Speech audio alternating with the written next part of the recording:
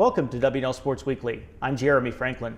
This week we'll speak with baseball coach Jeff Stickley, men's golf captain Patrick Clossin, and men's tennis sophomore Michael Holt. But first, a quick look back at the weekend in Washington in the athletics.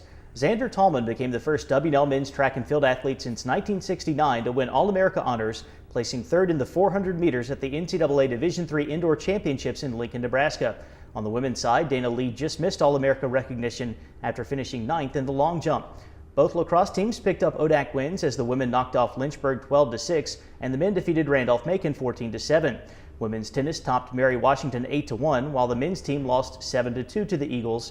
And baseball dropped both games of a conference doubleheader at home against Guilford, falling 13-5 and 4-2 to the Quakers. With me now is baseball coach Jeff Stickley. Jeff, welcome back to the show. Thank you. The Generals lost a lot of offensive production due to graduation, but the team is still hitting .290 on the season so far. How have some of your younger guys been able to step in and fill those roles that were vacated? Well, I think we've done a lot of hitting in the cages, obviously, because of the weather, but the guys who were behind the seniors who left certainly can swing a little bit, and some of the freshmen who came in when they have gotten a chance have done very well. So really the backups from last year stepped up a little bit, and some of the new guys are performing like we thought they could. I know you're battling some injuries with the pitching staff, but how is the rotation coming along? We're pleased with how each one of them are developing. We do have a couple guys down right now, and hopefully they can get back before the end of the season. But what it does is it forces you into using guys that maybe you wouldn't have used as much, and when they do have gotten a chance, they've done very well. Andrew Lamb, Kyle Tipping, a couple freshmen, Mike Savis is back pitching, and they have all done a very good job of keeping us in games, and we've been knock on wood pleased with how they've done. The Generals opened up ODAC play by sweeping Lynchburg in a doubleheader on the road. You've had some recent setbacks against Randolph-Macon and Guilford. 3 ODAC games on the road in 2 days this weekend. What did the Generals need to do to get back on track within the conference? Well, obviously you got to win a game here and there, but you can't look too far ahead because we have so many games in a stretch, and you just it's an old coach's saying, you play it day by day. But what you hope is we have quality depth. We don't have a lot of guys on the team, but the guys who are there, they all can play. So you end up playing a lot of those guys, and they step in and do a good job. And the thing you worry about is your depth of pitching. I mean, that's the key to the whole deal. And you just keep going because as you go along, you're going to miss another game or two somewhere. You've got a lot of baseball between now and mid-April, but that last week of the season during Washington and Lee spring break is always tough. You've got 3 conference doubleheaders on the schedule. There's a chance that more games might be rescheduled for that week. I know it's one game at a time, day by day, but how do you prepare for such a grueling stretch for the team? Well, we hope we're going to try awful hard not to put any more games there because of how that week is. But you can't get ready because we're off for exams right before then, and certainly you want to play during break. I mean, what are we going to do? Go fish? So you just go play, and you hope you keep it spread out a little bit, and then you end up playing those games. But we like playing coming out of break. I mean, it's the last week before the tournament, and that's the best thing to do. We're tired of practicing. Jeff, always great to talk with you. Best of luck the rest of the season. I appreciate it. Thanks. I'm joined now by Patrick Clossin, junior golf captain from Ottawa, Tennessee. Patrick, welcome to the show. Thank you. Between the fall schedule and 2 tournaments so far this spring, how have the Generals performed thus far this season? I feel like we performed well. We haven't performed to our potential, so we still have a lot of strokes out there that we really let slip by. Just a couple mistakes here and there in a tournament can make you finish 5th opposed to 2nd. And so we've seen that a lot. We're still a young team with 3 freshmen in the starting lineup for every tournament this season. And I believe that we are very close to really breaking into a tournament and finishing 1st or 2nd and really getting there for the rest of the season.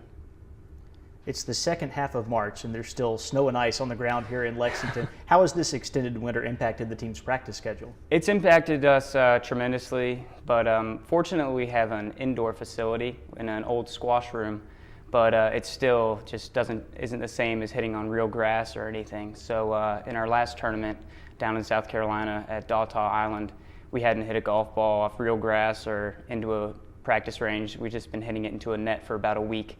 And so when you get on the real course, it's obviously just a world's difference. But it's getting better. Every morning I hope it's over 40 and the snow's melted and it's not wet. So, but it's been okay. We've managed. There are 2 events left in the regular season. You go to Camp Lejeune next weekend and then to Rhodes in mid-April. How important are those tournaments for Washington and Lee? They're very important. The Camp Lejeune tournament features some of the best teams in the nation. I'd say there's about 30 teams that compete, and there's about 5 from the top 15. And if we do well there and we perform to our best ability, which I believe we can, we definitely can beat some of those teams and move up in the rankings. And then the Rhodes tournament is a great tune-up too. It's played at Justin Timberlake's course, and it's a very nice course. And there's also going to be a bunch of good teams there, and that's a great tune-up for ODACs in the spring. So, what are the team's expectations for the ODAC championship in April? Obviously to win. We haven't won an ODAC in, at least not even my time here, but in a while, and we really need to win, not just for personal goals and personal gains, but because it'll help us to the national championship. And the team is really hungry for that. We always perform well in ODACs. We finished second last year, I believe, and the year before we finished top 3.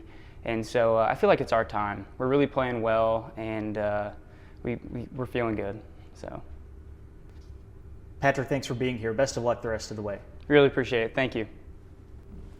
With me now is Michael Holt, sophomore tennis player from Henrico, Virginia. Michael, welcome to the show. Thanks for having me. You paired up with Taylor Shamshiri to advance to the national semifinals in doubles last season, earning All-America honors in the process. How will that experience help you as you continue your career? You know, I think the main thing that I can take away from making the national semifinals with Taylor is the confidence that it gave me. I mean, we got to play against some great teams on a very big stage, and to be able to pull out some of those matches just did a ton for my confidence. It gave me the belief that, hey, you know, I can hang with some of these really good players, and that belief is so key, and it will help me throughout the rest of my career for sure. You're 10-4 in singles on the season. You and Taylor are 11-3 in doubles. How pleased have you been with your individual play so far? In singles, I've been pretty pleased. I mean, I've had some ups and downs for sure, but I've also had some good wins against, for example, Mary Washington.